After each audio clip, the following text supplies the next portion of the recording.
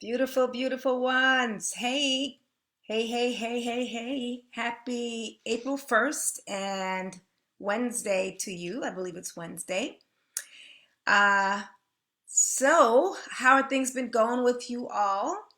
The group is growing, and I'm just so pleased that all these beautiful women are stepping up and accepting their call as light workers and coaches and leaders and everyone that's coming into the group has some call and it's so incredibly unique and some gifting, and I'm just thrilled to have you. So welcome, welcome, welcome. So anyway, I wanted to share with you all that I have had a little bit of anxiety over the last few days. And so, oh, we've got some folks joining us. Hey, lady. And I wanted to share with you how you can actually turn that around and you can use that. Hey, you're gonna have to help me with the pronouncement of your name, Shaw Brennan. Hope I got that correct. But welcome to you, dear. It's good to have you. So listen, ladies, if you are experiencing anxiety, I get that. I want to share with you all. I had some remnants of anxiety pop up yesterday, but here's the thing. It was pretty weird because it was anxiety around my own personal success. So I definitely want to share this story with you all because I think this is something that will bless all of you. That is my intention. That you can actually learn to use any anxiety that you're having to help you move forward and eventually grow your impact, grow your reach, grow your money, grow your business. So what do I mean by that? Well, I think I can explain it best if I just share with you what was happening with me. And then if you can relate, if it resonates with you, then hopefully you can utilize the strategies I suggest to kind of help you move forward. So essentially, yesterday I found myself having a sense of anxiety. And it was anxiety around my own personal success. But here's the thing. I feel like I'm already successful, right? So to me, the anxiety was more remnant of the past. So what happened in the past for me was I was so steeped in worry and I was so steeped in concern. You name it, anything that happened in my life, my default response, my default emotion was worry. And so that's a very low, oh, Shay Brennan, okay. Hey, Shay, that is a very low vibration, but this is the one I functioned in for many, many years. It was actually passed down to me. It was modeled to me by my people in my home, my mom. So I worried a lot. I worried about my kids. I worried about my husband and whether or not we'd work out. I worried about my money. I worried about my well-being. I worried about if we could pay the bills. I worried about the mortgage. I worried about if I could ever move into my dream home. Like my default way of dealing with any life change, any life decision was worry. And so I've done so much work over the years, right? And so I have learned this and I want to share this with you. And I'm trying to piece this together in a way that's succinct, but I do want to share this one nugget with you that if you find yourself worrying, then I invite you to affirm this about yourself. Affirm, I am supported. I am loved. I am highly valuable. My desires mean something. So the reason why I say that is because that is something that I affirmed for myself, within myself, when I used to wake up in the middle of the night just worried about how I was going to take care of a bill, worried about, if the kids were going to do okay in school. Like the default response doesn't have to be worry, but what it did for me was it caused so much havoc in my body, and I developed this response now of worry, which turned into anxiety. And so when I saw the anxiety come back yesterday, again, I don't have a real reason for it. Like my family's great, my home is great, the bills are paid. Like, for all intents and purposes, I have no reason, but yet it came up anyway. And so this is the nugget I want to share with you all today. That instead of me defaulting back to what I used to do when I felt anxiety, which was to continue on and worry, right? What I did do was stay rooted in my commitment, right? of being a powerhouse CEO, of showing up in my business, of helping people, taking calls, whatever I needed to do for the day, I did it anyway. So the energy that I would have used to be in worry, because it takes energy. It's very draining to worry, by the way. Very, very draining, because you're so set apart from God at that point. You're so disconnected from your truth and in that moment of worry. So instead of me doing that and draining myself, right, I caught myself and I took that same anxious anxiety and I put it into journaling. I put it into writing some posts. I put it into um, speaking to my web designer and just moving my business forward. So, what I want to share with you is that we get to choose at any given moment if we're going to operate from a place of love or if we're going to operate from a place of worry, doubt, and fear. And so I find those three somehow always come together: worry, doubt, and fear. So I chose to operate from a place of love, knowing that I'm supported and knowing that whatever it is I'm feeling anxious about, at some point I'm going to get to the root of it, and knowing that at the end of the day that I am loved, that my service is valuable, that I am called to do great things, and God will honor my efforts. Those things are my deep, deep, deep, deep truth. So when I feel anxious, let me see, Shay, my goodness, I daily encourage others and find myself on fumes right now. Okay, then this is for you, my dear. You don't need to be on fumes, my love, but I understand fumes. So here's what I would do for fumes, okay? This is what I do when I feel like I'm on fumes. Well, the first thing is I learned to manage my energy. I learned to be present in what drains me and what fills me up. I'll give you a very good example of this. I had someone contact me because I've been posting, I've been showing up, so people are responding, which is fabulous, which is what we want. Um, but she came in with so much doubt, and it's just, working with someone with so much doubt that hasn't learned how to work on herself is someone for me that would be quite draining. And I learned that over time. So, Shay, what I would suggest, if you're available to what I have to say, my love, is I would suggest that you get really good at what I call being a fly on the wall, looking at yourself and observing how you feel in the presence of other people, how you feel with respect to the work that you're doing. I don't know if you're in a job, maybe your job might be soul sucking, because that's the other thing I want to share with everyone in this group as well. If you're called to do great things, if you're called to heal, if you're called to touch the world, if you're called to transform lives and make a difference, then a job will suck the life out of you if it doesn't allow for you to expand into who you really are. And that's where I was. So I'm very familiar with what it feels like to be sucked on and constricted. And so what I've learned to do is lean into things that will expand me. Now, it could be scary because it's new, right? It's called expansion. It's new, it's different, but you'll find that when you step into things that expand you, you find that you get to learn more about yourself, you get to be, you get to breathe, you get to grow, you get to become more of who you really are, and it's just a beautiful experience. So the world that we're in, the system that we're in, the old system, the one that's changing right now, the old system didn't allow for us to function and prosper in a way that felt good.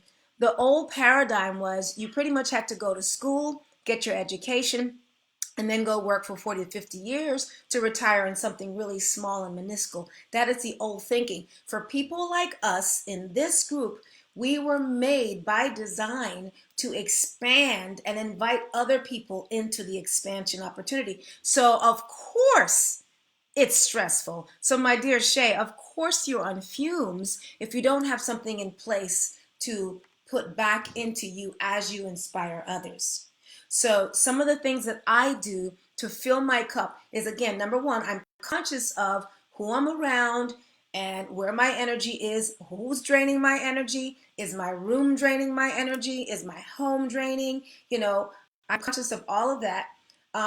Then the other thing is too, I also consciously care for myself very, very deeply. And this goes past, you know, like I said, getting my nails done, because I used to think that was self-care. I used to think that just going to get a mani pedi, you know, once a month or whatever, once every 2 weeks was self-care. But what I didn't understand was, for me, that was all part of my facade. That was all part of my, I was really hiding, because although I love the mani pedi, what I really needed was to love myself from the inside out. So now I've learned inside out self love and self care. So I still get my nails done, but now it's not from a place of wanting to look good and uh, impress as much as it is. I just absolutely love it. It's what I enjoy. I love it. I'm all about the looks. I'm all about the glow in the skin. Like, that is all me, as opposed to it being contrived because I feel I had to do it to fit in or to be the lady manager or whatever. Because underneath it all, I was suffering, right? Going back to, I'm talking about when I was working in my job 4 years ago, in my consulting. It was actually my own consulting practice, but I mean, it was still a job. Um, so I left that. And so now what it is that I do, Shay and Anna and whoever else is watching, hello, let us know who's here. This is for you all, loves. Um, so now what I do is I practice tuning in to what I really desire. And listen, that even translates into my food, into my eating. I've lost 37 pounds over the last, I think it's been 8 months or something like that. And it's not because I was dieting. I wasn't on keto. I wasn't paleo. Like, I wasn't doing the things that are being taught now. What I was learning to get really good at was respecting myself. I was learning to get really good at honoring myself. I was learning to really deeply look at what it is I truly wanted to experience, what it is I truly desired in the world. And then I was allowing myself to experience it. Sometimes that meant investing in myself at a higher level when it was scary. I've hired mentors where it scared the crap out of me. I didn't know how I was going to pay for it, but I knew that I needed to shift, and I knew that I wasn't shifting by myself. That much was clear to me.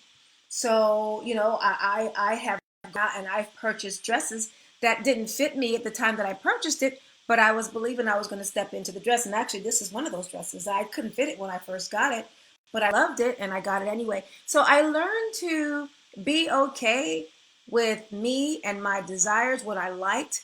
I got away from labels. I got away from what people were thinking about me. And I find, Shay, and I hope this helps you, let me know. I find that making those fundamental shifts and decisions were vital to me keeping myself filled up. So now I just have a schedule, a ritual that I keep. When I say ritual, meaning a routine that I have. I remember one of the things that I deeply desired was not to have to wake up by an alarm clock. Like, I really wanted to be that woman that did not require an alarm clock to wake up. And I was wearing myself out in my job. And I don't know, maybe someone needs to hear this because I'm sharing it. I'm feeling led to share it. So I'm just going to share it. I was wearing myself out on my job. It was very lucrative. I had gone all the way to the top, amassed all these skill sets. You know, I've managed $1 million projects. I had managed $1 million departments. I had my own insurance agency, a brokerage firm. I started out in business I had my own jewelry business. I used to make it. I used to source all the product. I used to go and sell them, you know, at flea markets back in the day. I was in my grind. I had been in my grind for years, but I was miserable on my job. And I know it's because what was happening to me is probably what's happening to a lot of you all that are listening, was I was wrestling with my greatness. It's like I knew that this wasn't going to serve my future. I knew that what I was doing in that moment was not going to take me to the constant vision I had for myself. It just wasn't. It wasn't giving me the influence that I wanted, although I had people working for me. I had people working directly with me that was high level. It wasn't my people. Like it wasn't where God was having me to influence. So I had so much frustration around what I now know to be the call on my life, like the calling up, the coming out. So stepping out was scary, but at the same time exhilarating. And I actually wrote about that earlier. It was scary, but exhilarating. So I'm familiar with what anxiety feels like, is what I'm trying to say. And so yesterday, now going back to the point I was trying to make, yesterday, when I actually felt it, I'm thinking, okay, what is this all about? And I did some work around it last night. I did my work, but what I didn't do, which I did in the past, was I did not allow the anxiety to stop me and tell me things like I was unqualified, that I've got to go out and get another degree, that I'm not enough. Like those were default ideas that came to my mind, stinking thinking, when I gave into the nervousness around anxiety, the nervousness of it, because the root of it for me was always some level of scarcity, some part of me that felt I wouldn't be cared for, some part of me that felt that everything was just going to fall apart. And I'm here to tell you that when you are serving the Most High and you step out in your gifts, I promise you, you're going to learn some lessons, but that's all they are. Once you start to step into the abundance of it, once you get good at, let's say, at messaging, and once you get great at calling your people in, once you're clear on that, the abundance comes, ladies. I enjoy a very abundant life right now. And it's when I say that, I'm not just talking money, because I don't have all the money, cash that I desire. That's not my story. That's not my truth, not at this moment. However, I have learned that my desires are there. I have goals, I have desires, and those are coming in. But in the meantime, I enjoy my beautiful home. I enjoy an amazing relationship. I enjoy incredible kids that are doing well, that are grounded spiritually and ethically. Just to me, that's rich, that's abundant. I enjoy a wonderful prayer life and a quiet time, and I don't have to wake up by an alarm clock. So the things that I've desired, the things that I've prayed for, they're here. And so, but it's not just for me, it's for all of us. So, Shay, I encourage you today, honey, go do something great for you and fill yourself up, because it is draining to encourage other people at times. It is draining to share your gifts with the world. One of the ways I find that we as light workers, we as caregivers, we as people that are full of empathy, where we hurt ourselves, is we have a high capacity for scarcity. Like we have a high capacity for it. Like we'll tell ourselves, and I did it. So I'm not wagging a finger. I did this. Oh, let me just bless them. Oh, they're in such a need. Let me just do that. And I get it. But at the end of the day, if you can't eat, if you can't feed your family, if you can't do the things that's in your heart to do, then really now it's drudgery. Now what you've done is you've given up the soul-sucking job to step into more drudgery. And that's not how this stuff works in a way that's supportive to everyone. Because what happens is when you're in drudgery, you're in fumes and you can't give to anybody. You don't have it, right? Do you see how this works? So I did that. So I'm completely aware of it, and I have compassion for those that are still in that space. But I promise you, when you step out on faith and you accept your call, which I know everyone here in this group has done, you accept the high call on your life to go out and touch the world, to go out and share your message, to go out and be light in the world, then you are to be compensated. You are to be able to pay your transportation, pay your bills, be aligned with the way you want to dress, be aligned with the way you want to, live. All of that is for you to have. That's called alignment. Like, I don't desire a certain type of work. I used to work, believe it or not, I used to wear a hard hat. I used to be on the pipelines. I was a project manager managing, high dollar projects in oil and gas pipelines. So your girl was in overalls and the Nomex suit, and I was wearing the hard hats, believe it or not. I actually have a picture of that. And I was happy and full of gratitude for having the job. But I'm telling you, I was miserable because I was like, this is not even what I want to wear like during the workday, And it's like, it wasn't like I spent a whole lot of time on that because I did my work, I did well and I excelled. But my truth was ever so quiet, but yet I can hear it. And it was quiet because I had buried it for so long, like I would not allow for it. So as I started to allow for it, it's like my truth made room in my life. And so what was happening inside started to go outward. I hope that makes sense to you. So again, you get to have the things that you desire in your life, the things that you're praying for, the things that you're lamenting for, the things that you're going to God for on a daily basis. You get to have those things. You get to be greatness in the world. You get to be the one that people call on for help. And they know to compensate you. They know to take care of you. Like I said before in one of my other videos, I'm like, you don't go to a doctor, with a serious issue and tell that doctor, and he or she tells you this is what it's going to take to fix the problem. You don't go then and say, okay, well, can you do it for free? You wouldn't even part your lips to say that to a doctor. So what you would do, right, is you'd go off and find a way to pay for that if this is something that you really wanted. The same thing goes for you.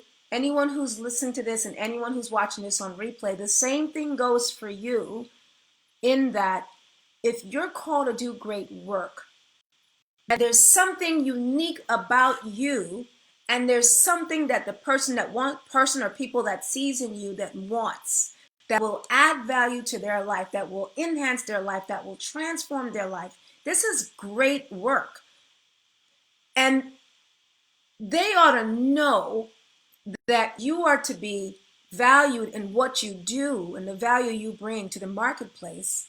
And so there should be no problem with exchange, with the compensation. They compensate and you provide the service.